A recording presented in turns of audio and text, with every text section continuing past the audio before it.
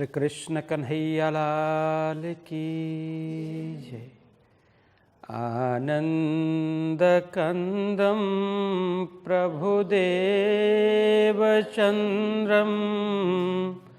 व्रजेशरूपेण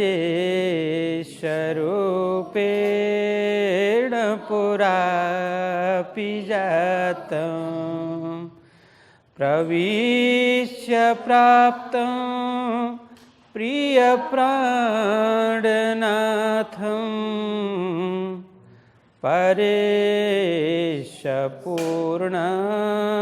सततं नमामि। ब्रह्मा प्रिया जागरणाय जाता सर्वस्वपाता भवसिन्धुत्राता विज्ञानदाता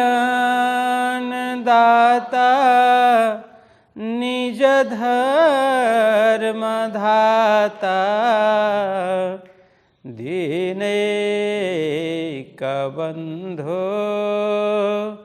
शरणं प्रपद्ये दीनैकबन्धो शरणं प्रपद्ये।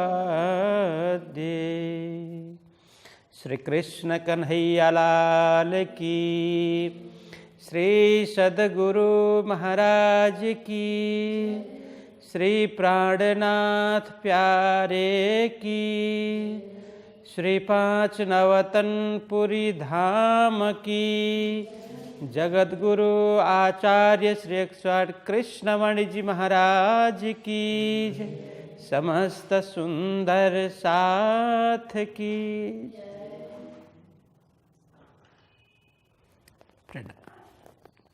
धर्म प्राण सुंदर साथ जी, लालदास बीतक का 23वां प्रकरण चल रहा है। 23वें प्रकरण की 23 चौपाई तक चर्चा हुई है। तो यहाँ पर प्राणनाथ जी महाराज और चिंतामणि जी के बीच में जो संवाद चल रहा है, इसके प्रसंग में, इसके विषय में कुछ चर्चा हो रही थी। ये ठट्ठा नगर का वृत्तांत है।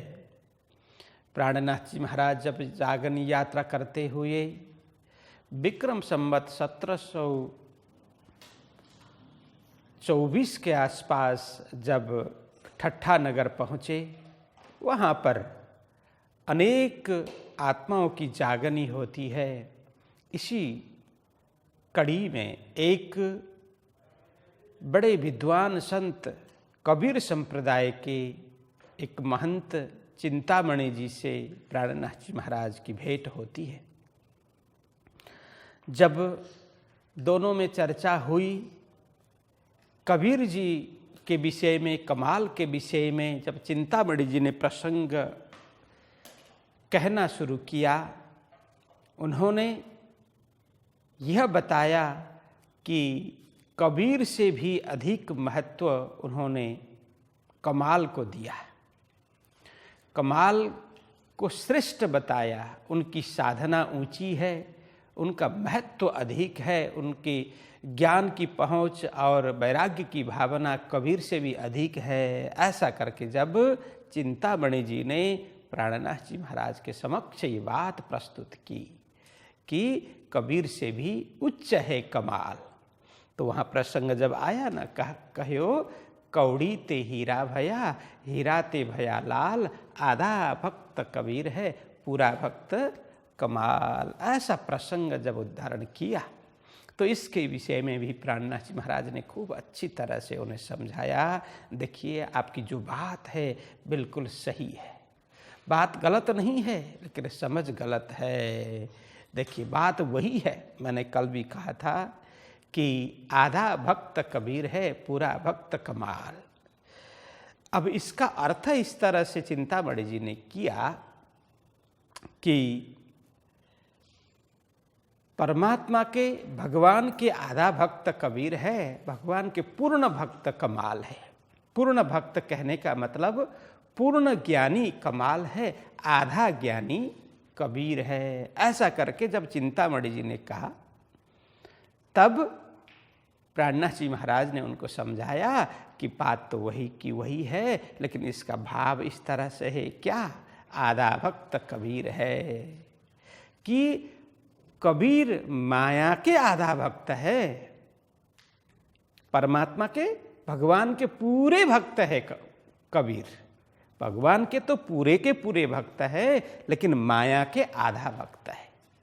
मतलब क्या है कि माया का संसर्ग उनको भी है, पूर्ण रूप से वे माया छोड़ तो नहीं पाए, आधा अधूरा वे माया भी रहे हैं, किंतु भक्त पूरे के पूरे परमात्मा के हैं। लेकिन कमाल के विषय में उन्होंने कहा पूरे भक्त कमाल है। तो माया के पूरे भक्त कमाल है। कमाल क्या है? माया के पूरे भक्त है, लेकिन भगवान के आधा भक्त है। अंतर यहाँ है। इस तरह से उन्होंने स्पष्ट बताया, तो चिंतामणि जी को बात समझ में आ गई, अलग अलग दृष्टांत देकर के, जो कल भी इसके विषय में चर्चा हो रही है। तो इसके विषय में जब प्राणनाथ जी ने ये 23वीं चौपाई में कहा, बिन पहचाने बोलत हो नाही तुम शराब, कहाँ कबीर कहाँ कमाल विचार देखो आप। अरे चिंतामणि जी, कहाँ कबीर का स्थान, कहाँ उनका ज्ञान की गति कहाँ तक है, ज्ञान की पहुँच कहाँ तक है कबीर की, और कमाल की कहाँ तक है। और आप अच्छी तरह से नहीं समझे, आप अच्छी तरह से जांच परख करने वाले जौहरी नहीं लगते। तो इस तरह से उन्होंने उनको कहा कि अब मैं बताता हूँ कि कबीर क्या चीज़ है, कमाल क्या चीज़ है। तो यहाँ कहते हैं अब 24वीं चौपाई में, एक कबीर का कीर्तन सुनाए दिया जब, तब चिंतामणि ने कहा देखो शब्द निकसा अब। देखो यहाँ कहा एक कबीर का कीर्तन सुनाए दिया जब, प्राणनाथ जी महाराज ने एक कबीर का जो कीर्तन है वो स्पष्ट कर दिया। अब ये बात कबीर का कीर्तन, वो चिंतामणि जी को इसका रहस्य खुल नहीं रहा था। जो रहस्य जानना चाहते थे उसी का रहस्य बता दिया प्राणनाथ जी ने। क्या? तो यहाँ दिया नहीं है वो कीर्तन है, एक पलकते गंग जो निकसी, होए गयो चहुदिस पानी, उही पानी दो पर्वत ढापे, दरिया लहर समानी। ये कीर्तन है। तो ये कबीर की साखी है। इसका भाव समझाते हुए प्राणनाथ जी महाराज कहते हैं, हे चिंतामणि जी, एक पलकते गंगजो निकसी, होए गयो चौदिस पानी, वही पानी दो पर्वत ढापे, दरिया लहर समानी, उड़ मक्खी तरुवर चढ़ बैठी, बोलत अमृत वाणी, वही मक्खी के मक्खा नाही, बिना पानी गर्भानी। तीन गर्भे गुण तीनों जाए, वह तो पुरुष अकेला, कहे कबीर यह पद को बूझे, सो सतगुरु मैं चेला। बस ये 3 पद है। तो कहते हैं कबीर जी इस पद का सही ढंग से जो अर्थ कर दे, सही ढंग से जो समझा सके, उनको मैं सद्गुरु मानूंगा, मैं उनका चेला बनने के लिए तैयार होऊंगा। ऐसा कबीर जी ने कहा इस साखी में। तो इस साखी का अर्थ करते हुए प्राणनाथ जी कहते, चिंतामणि जी सुन लीजिए ध्यान से, इसका क्या भाव है। कहते हैं एक पलकते गंगजो निकसी। देखिए विद्वान लोग इसका अलग अलग भाव प्रकट करते हैं, अलग अलग अर्थ करते हैं, तो हम उसको समझने का प्रयत्न करते हैं। कहते हैं एक पलकते गंगजो निकसी, गंग मतलब गंगा, एक पलक से, आँख की एक पलक है ना, पलक बोलते हैं उसको, एक पलक से गंगा जो निकसी, एक ही पलक से गंगा प्रकट हो गई। हो गयो 14 पानी, और वो गंगा का पानी चारों दिशा में फैल गया। उस गंगा का पानी चारों दिशा में फैल गया। वही पानी 2 पर्वत ढांपे, उस पानी से 2 पर्वत सारा ढक गया। उस पानी के द्वारा पानी ने 2 पर्वत पूरे डुबा दिए, मतलब ढक दिया। दरिया लहर समानी, तो वहां पर उस दरिया में अनेक प्रकार के जो लहर है, उत्ताल तरंगे आते उठती है, वहाँ समा जाती है, उठती है, समा जाती है। जैसे गुजराती मोजा कहे ना, हाँ, सागर में, समंदर में अनेक मोजा निकले न त्या समाई जाए। तो उस दरिया में, उस जो चारों ओर जो पानी फैल गया है, उसमें अनेक प्रकार के तरंगे निकलते हैं और वहाँ समा जाते हैं। अब इसका सीधा सीधा अर्थ यह है, अब इसका भाव क्या है, ये कहने का मतलब क्या है कि एक पलकते गंगा जो निकसी, वो पानी, कैसा पानी, वो गंगा, उसको गंगा संबोधन किया है, गंगा बोला गया है। वो क्या है, तो कहते हैं कि अक्षर ब्रह्म की एक पलक, मतलब अक्षर ब्रह्म की कल्पना मात्र। अक्षर ब्रह्म का अंतःकरण क्या है, अव्याकृत है। तो अव्याकृत का मन रूपी पलक ने एक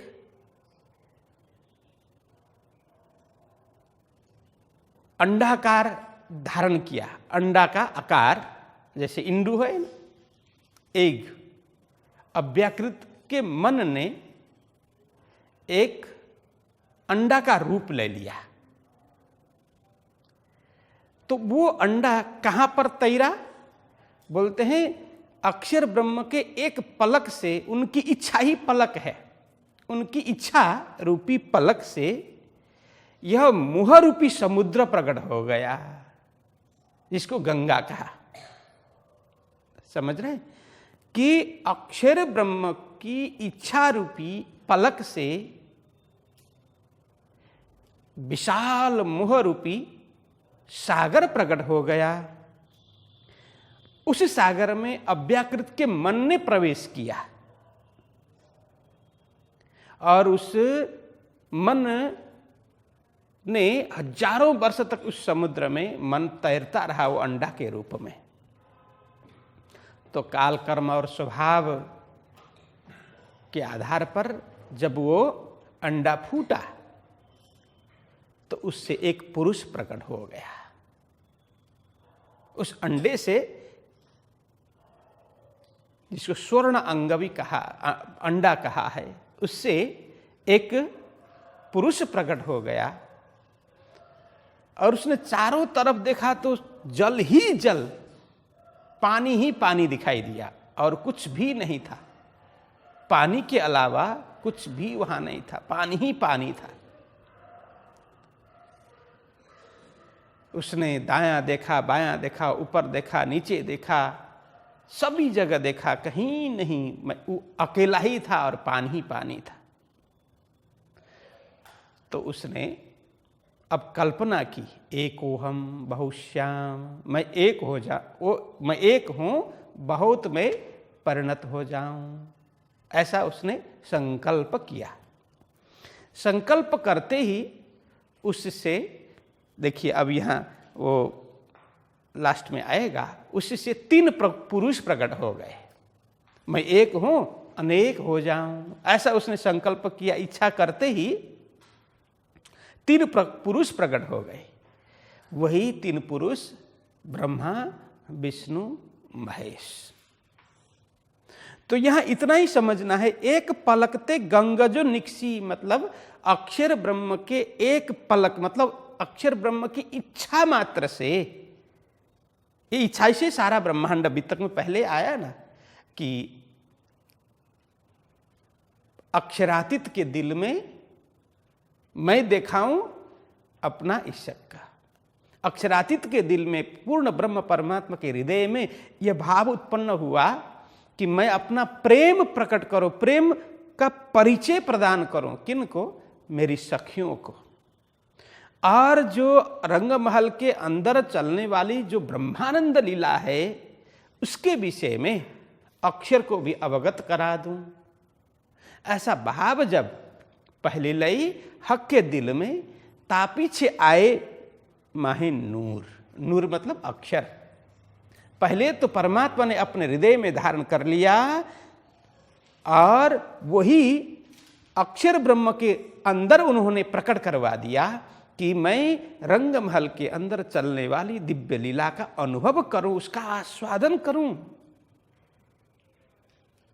तापीछे हादी रूहन में, उसके बाद अक्षर के बाद में हादी मतलब श्यामा जी में, फिर श्यामा जी के बाद में रूहन में 12,000 सखियों में वह भाव प्रकट हुआ। क्या? कि हम माया का खेल देखें। जिसको पहले आया आदि अनादि फल कयो सोहे, ये आया ना कि यह प्रपंच विश्व ब्रह्मांड माया का खेल देखने की चाह सखियों के अंदर प्रकट होना और अक्षर ब्रह्म के अंदर वो ब्रह्मानंद रस का आस्वादन करने का, रस अनुभव करने का भाव प्रकट होना, ये सब राज जी ने करवाया। जब श्री राज जी ने ऐसा भाव प्रकट करवाया तब अक्षर ब्रह्म को उन्होंने आदेश दिया। अक्षर ब्रह्म श्री राज जी के मन स्वरूप है ना, सत स्वरूप, सतचिद आनंद पूर्ण ब्रह्म परमात्मा सतचिद आनंद स्वरूप है और उसमें भी सत स्वरूप को अक्षर ब्रह्म सत का एक अंश कहा गया है। चित स्वरूप स्वयं परमात्मा है, आनंद स्वरूप है श्यामा। तो अक्षर ब्रह्म को राज जी ने जब प्रेरणा की कि आप अब विश्व ब्रह्मांड की रचना करो, तो अक्षर ब्रह्म के संकल्प मात्र से, उनकी इच्छा से ये पूरा मुहरूपी समुद्र प्रकट हो गया। इसी को कहा एक पलकते गंगजो निकसी, और वही मुहरूपी समुद्र चारों ओर फैल गया। वो कहने के लिए समुद्र है लेकिन वहां पानी नहीं है।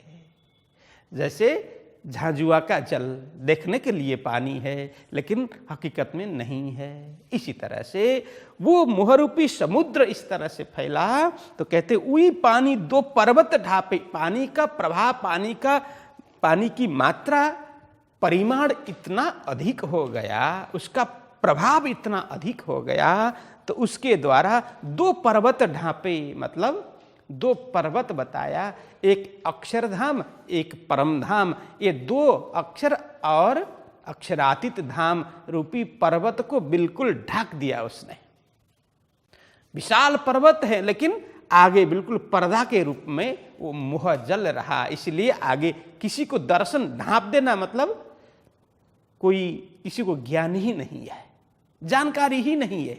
ढक देने का मतलब यह है, कोई ढक्कन से ढक देना नहीं कि बिल्कुल वो पर्दे में लगा देना। वो पानी का प्रभाव इतना बड़ा, मोह का प्रभाव, मोह के प्रभाव, मोह वो अज्ञानी है, तो अज्ञान इतना अधिक हो गया कि अक्षर और अक्षरातीत के विषय में किसी को जानकारी ही नहीं हुई। कहने का मतलब वही पानी, वो मोहरूपी समुद्र, जो एक पलकते गंग जो निकसी, जो गंगा शब्द प्रयोग किया ना, वो जल के लिए, पानी के लिए, तो उसी पानी ने ये दो पर्वत, अक्षरधाम और परमधाम रूपी दो पर्वत को ढांप दिया, ढाक दिया। दरिया लहर समानी। अब देखिए, जैसे समुद्र में अनेक तरंग उठते हैं, एक के बाद एक के बाद एक, कौन गिन सकता है? कोई गिन सकता है? अब तरंग इतने विशाल रूप में तरंग उठता है और देखते देखते वो समुद्र किनार में लगता है कि हाँ वो पहाड़ के रूप में आया, अब बहा करके ले जाएगा, लेकिन किनार में आते आते शांत हो जाता। फिर दूसरा तरंग, तीसरा तरंग उठते रहते हैं, वहाँ फिर मिटते ही रहते हैं। वो अलग नहीं है समुद्र से, वो अलग नहीं है, दिखता अलग है लेकिन समुद्र से ही उठता है, उसी में विलीन हो जाता है। अनंत तरंगे उठते हैं। इसी तरह से अक्षर की इच्छा मात्रा से, अक्षर के एक पलक से, नैन की पाव पल में इशारत कई कोट ब्रह्मांड उपजत खपत, कहा ना। अक्षर ब्रह्म की एक पलक से, नैन की पाव पलक, वो भी पलक भी नहीं, पलक का भी आधा का आधा, आधा का आधा हिस्सा में इशारा मात्र से कई कोट ब्रह्मांड उपजत खपत, एक दो नहीं अनंत कोटि ब्रह्मांड निर्माण होते हैं और वहां पे खपत हो जाते हैं, मतलब मिट जाते हैं। या यही कहा कि लहरों की समान, दरिया में जैसे लहर उठते हैं मिटते हैं, इसी तरह से अक्षर ब्रह्म के एक पलक में अनंत कोटि ब्रह्मांड निर्माण होते हैं और अनंत कोटि ब्रह्मांड मिट जाते हैं। तो ये कहने का मतलब है। और आगे कहते हैं, उड़ मक्खी तरुवर चढ़ बैठी, बोलत अमृत वाणी, वही मक्खी के मक्खा नहीं, बिना पानी गर्भानी। इसका मतलब है उड़ मक्खी तरुवर चढ़ बैठी। अब मोह रूपी ये माया रूपी प्रपंच जब निर्माण हुआ, मोह रूपी सागर का विस्तार हुआ, तो वहां कहते हैं उड़ मक्खी तरुवर चढ़ बैठी। उस सागर में से, उस मोहरूपी समुद्र, जो पहले मैंने बात की, समुद्र में से एक पुरुष प्रकट हुआ जो विराट पुरुष है, जिसको नारायण कहा। एको हम बहुश्याम जब कहा, किसने कहा? वो एक पुरुष जब अंडा में से उत्पन्न हुआ तो उस पुरुष ने देखा चारों ओर कोई नहीं था, मैं अकेला हूं, एको हम बहुश्याम, मैं एक हूं अनेक हो जाऊं, ये परिकल्पना की। तो उसमें से 3 पुरुष प्रकट हो गए, ब्रह्मा विष्णु महेश। अब यहां कहा कि वो तरुवर मतलब वो वृक्ष वही है तरुवर, वो वृक्ष, विराट रूपी वृक्ष, वो नारायण रूपी वृक्ष। उड़ मक्खी जो माया रूपी, ये मक्खी क्या है? माया। माया रूपी मक्खी उड़ करके उस वृक्ष के ऊपर जाकर के बैठ जाती है। उड़ मक्खी तरुवर चढ़ बैठी, मक्खी उड़ करके तरुवर उस वृक्ष में जाकर के बैठ जाती है। तो ये मक्खी क्या है? ये प्रकृति, मूल प्रकृति। पुरुष और प्रकृति की बात होती है ना, पुरुष परमात्मा, प्रकृति माया। परमात्मा और माया से ही ये पूरी सृष्टि हुई है, जिसको मूल प्रकृति कहा। उड़ मक्खी तरुवर चढ़ बैठी, बस वो माया कहाँ जाकर के बैठ गई? विराट पुरुष के ऊपर जाकर के बैठ गई, मतलब नारायण में जाकर के बैठ गई। और बोलत अमृत वाणी, बस वो माया का गुण यहां बता रहे हैं, माया का स्वभाव बता रहे हैं। बोलत अमृत वाणी, वो माया कैसी है? बहुत मीठी बोलने वाली है, मानो मधु हो, शहद घुला हो, इस तरह से बोलने वाली। तो इसीलिए प्राणनाथ जी महाराज ने माया के अनेक हथियार बताए हैं वाणी में। एहना आउध अमृत रूप रस छल वल वल अकल अगीन कुटिलने कोमल चंचल चतुर चपल, ये सब माया के हथियार हैं। तो यहां पर एक बात की है कि बोलत अमृत वाणियां आया ना, एहना आउध अमृत, सबसे पहले वही है। इसके हथियार क्या क्या है? एहना आउध मतलब हथियार, अमृत रूप रस, अमृत बहुत मीठी बोलेगी, मीठी बोलने वाली, रूप अतिशय रूपवती, रस और अत्यंत रसयुक्त, अनेक हथियार जो चौपाई में बताए हैं। बहुत मीठी वाणी ये माया बोलेगी, बहुत मीठी बोलने वाली। तो कहते वही मक्खी के मक्खा नहीं। देखिए वो मक्खी मतलब माया, वो मक्खी तरवर में जाकर के बैठ गई, वृक्ष में जाकर के बहुत मीठा बोल रही है, कुहक रही है माया, लेकिन उसका कोई पति नहीं है, उसका कोई पति नहीं है। वही मक्खी के मक्खा नहीं, वो मक्खी मतलब माया के, मक्खा मतलब पति, उसका कोई वर नहीं है, पति नहीं है। तो कहते हैं बिना पानी गर्भानी, पति तो नहीं है लेकिन बिना पानी गर्भानी, मतलब बिना बीज की वो गर्भवती हो गई, पति बगैर वो गर्भवती हो गई। देखिए कितना गहराई से समझा रहे हैं, ये सरल से कोई नहीं समझ पाता कि बिना पानी गर्भानी। देखिए पति नहीं है लेकिन बिना पानी गर्भानी, बिना बीज के ही वो गर्भवती हो गई, ये कहने का मतलब है। तो कहते हैं तीन गर्भे गुण तीनों जाए, गर्भवती हो गई तो उसके गर्भ से, तीन गर्भे उसके गर्भ से, उस माया के गर्भ से गुण तीनों जाए, तीन गुण प्रकट हो गए। गर्भवती हो गई तो अब कुछ तो जन्माएगी, तो तीन गुण उसने जन्माया।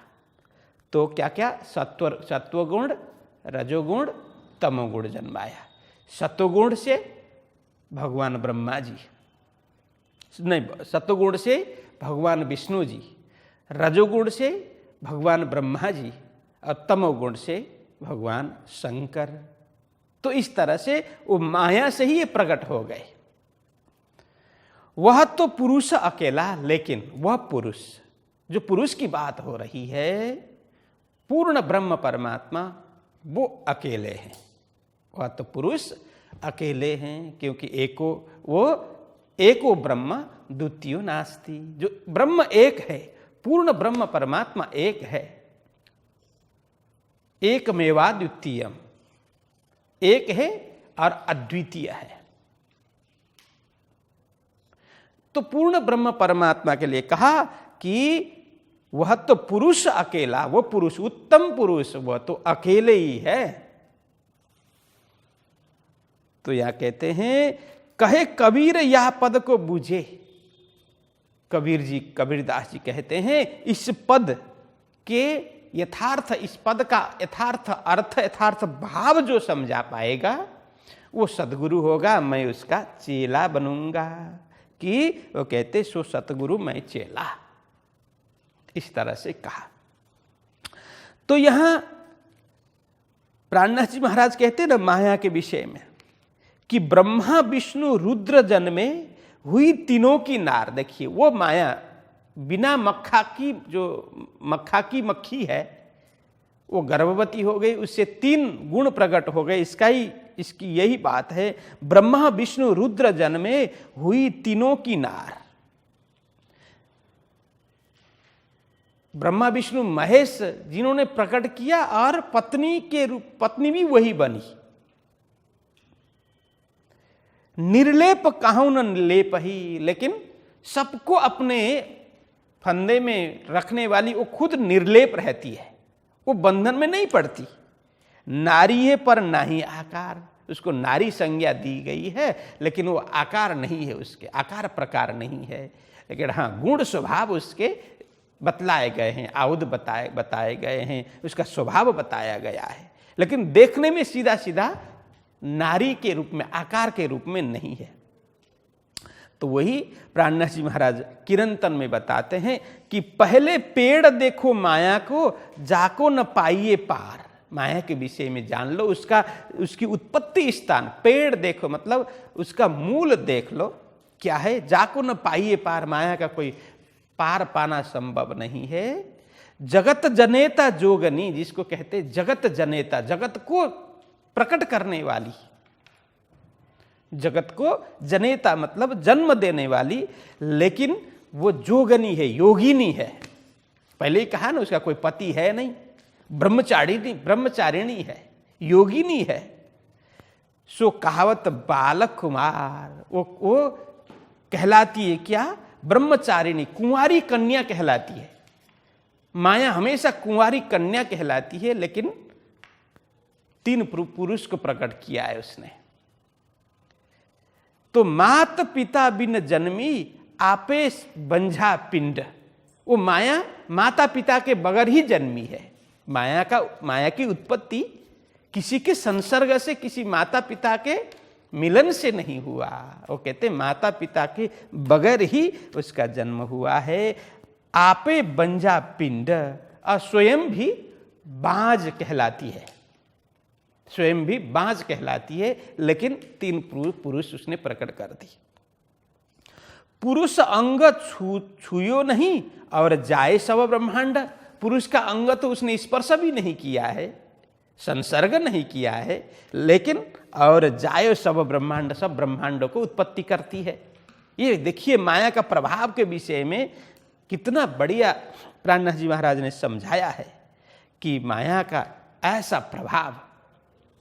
तो इस प्रकार से उन्होंने कहा कि देखो, अक्षर ब्रह्म का एक पलक से ये संपूर्ण मोहरूपी सागर जो गंग कहा ये प्रकट हुआ, उसमें से आदि नारायण जो अव्यकृत का मन ही अंडा के स्वरूप में हजारों वर्ष तैरता रहा, फिर वहाँ से एक पुरुष प्रकट हुआ, उसने एक ओहम बहुश्याम कहा, फिर उसमें से ब्रह्मा विष्णु महेश हो गए, उसमें से 33 कोटि देवी देवता बन गए, 14 लोक ब्रह्मांड का निर्माण हुआ, और उसी माया के प्रभाव में आकर के संसार के लोग अक्षर और अक्षरातीत के विषय में कोई भी नहीं जानता। वही जब तक अक्षर एवं अक्षरातीत का ज्ञान नहीं होगा, तब तक किसी का भी कल्याण होना संभव नहीं है। आत्मकल्याण के लिए अक्षर एवं अक्षरातीत का ज्ञान रखना जरूरी है। तो इस तरह से जब कबीर साहब ने वर्णन किया संक्षिप्त रूप में, लेकिन गहराई से, इसका अर्थ चिंतामणि जी को पता नहीं चल रहा था। प्राणनाथ जी ने इस तरह से स्पष्ट दे दिया, अर्थ करके, भाव समझा करके उनको सुनाया। सुनाए दिया जब, 24 चौपाई में देखना, सुनाए दिया जब। एक कबीर का कीर्तन जो अभी तक जो चर्चा हुई इसके विषय में, एक कबीर का कीर्तन सुनाए दिया जब। तब चिंतामणि ने कहा, देखो शब्द निक्सा अब्बा। अब चिंतामणि वहाँ पर सारे लोग बैठे थे, उनके आसपास में भी बैठे थे, प्राणनाथ जी महाराज के साथ में भी बैठे थे। तब वो चर्चा सुन करके तब चिंतामणि ने कहा, देखो शब्द निक्सा अब्बा। तो कहते हैं वो अद्वैत शब्द, वो अखंड शब्द प्राणनाथ जी महाराज के मुख से प्रकट हो गए, उसका भाव अब निकल गया।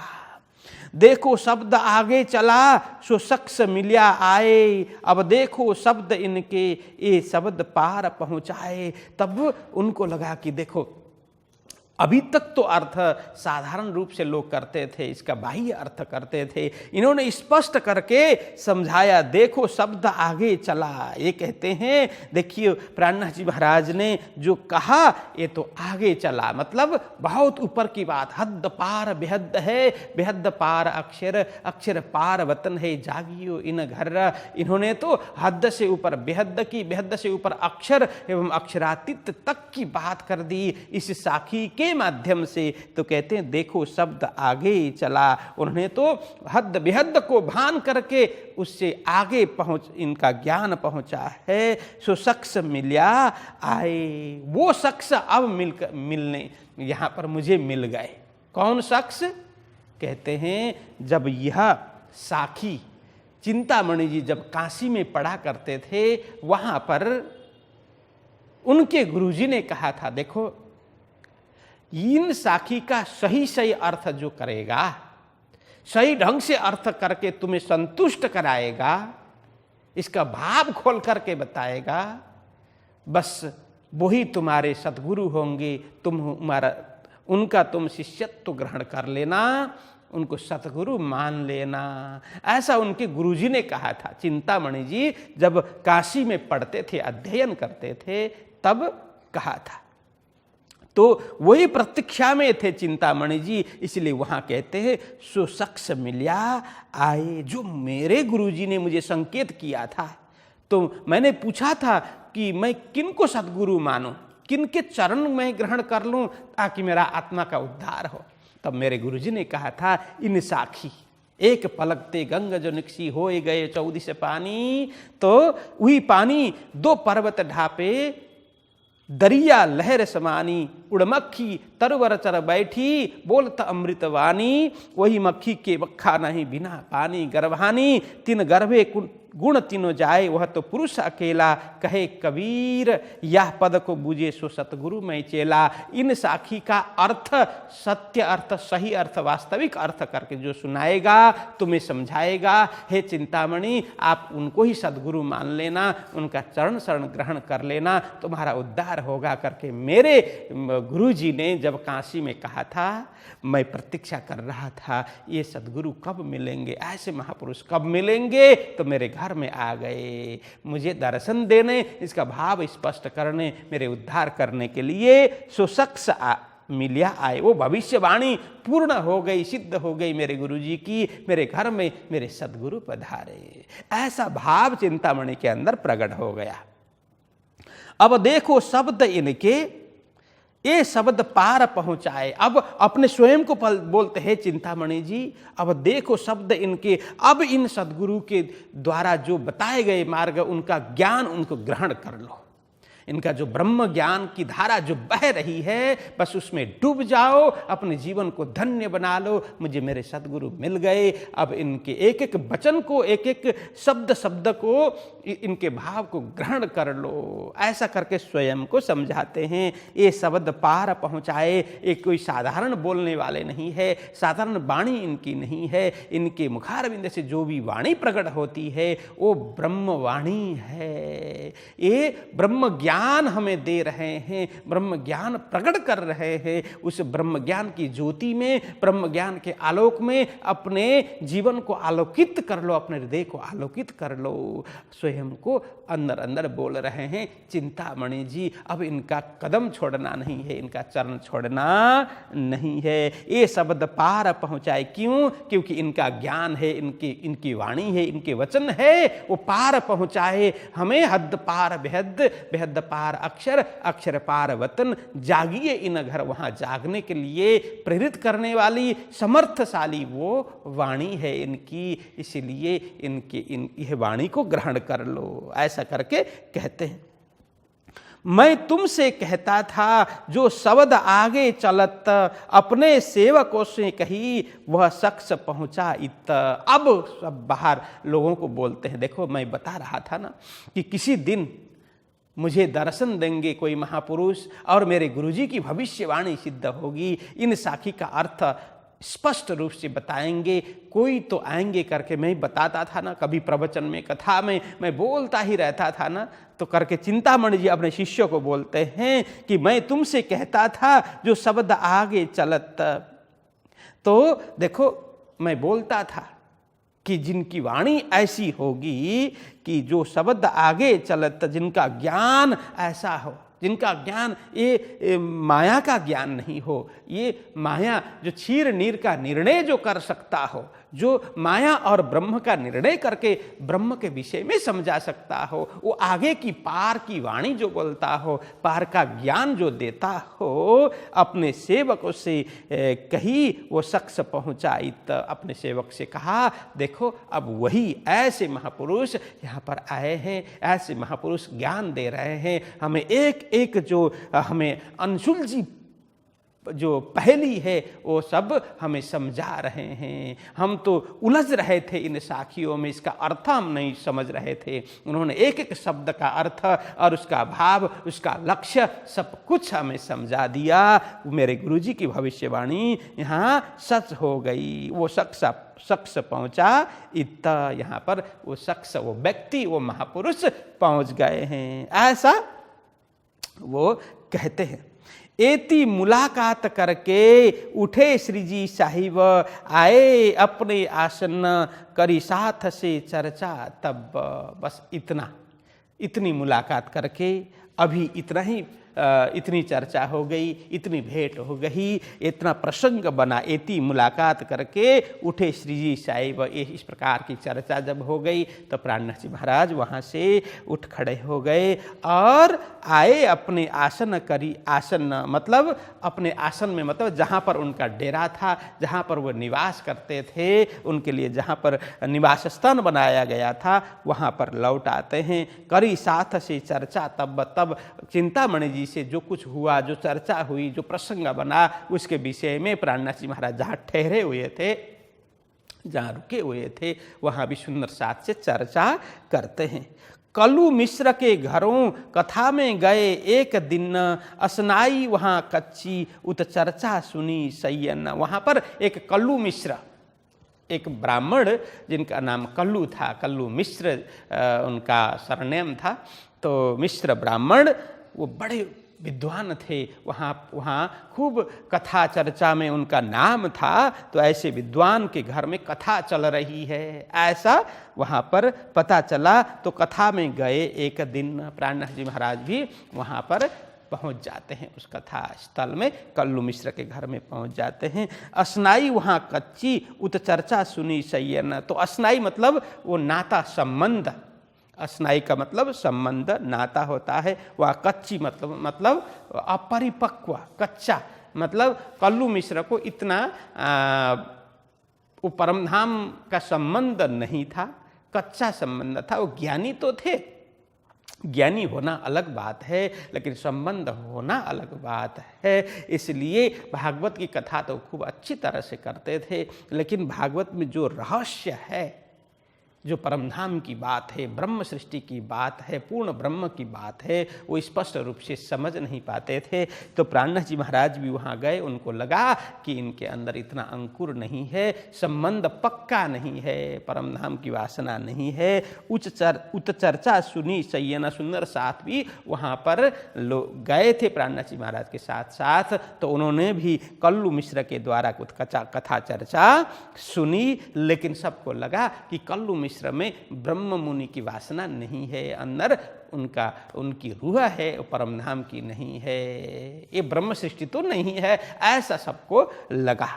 श्री महामती कहे ए साथ जी, ये ठट्ठे का मजकूर संबत 17 से 24 कहूँ आगे और जहूर। तो लालदास जी महाराज यहाँ समझाते हैं, हे सुंदर साथ जी, ये ठट्ठे का मजकूर, तो यहाँ ये ठट्ठे का वृत्तांत, ठट्ठा नगर का वृत्तांत है। अभी तक जो वर्णन हो रहा था, ये ठट्ठा नगर में जो भी प्रसंग बना, घटा, जो वृत्तांत वहाँ पर हुआ, वही वृत्तांत मैंने आपको सुनाया। संबत 17 से 24। अब प्राणनाथ जी महाराज कब गए थे, मैंने पहले बात की, विक्रम संवत 1724 में ठट्ठा नगर पहुँचे थे। उसी समय अंतराल में ये सब घटना घटी।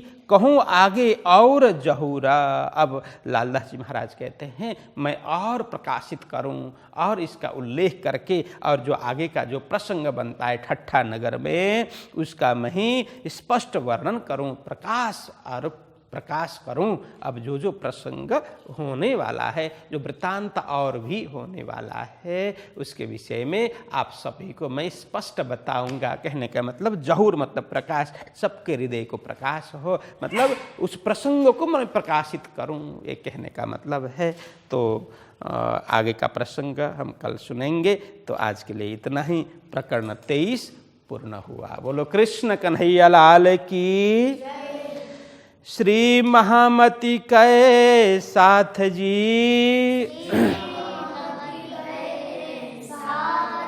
ए ठट्ठे का मजकूर, संबत 17 से 24 कहूँ आगे और जहूर, कहूँ आगे और जहूर। श्री कृष्ण कन्हैया लाल की, श्री सद्गुरु महाराज की, श्री प्राणनाथ प्यारे की प्रणाम।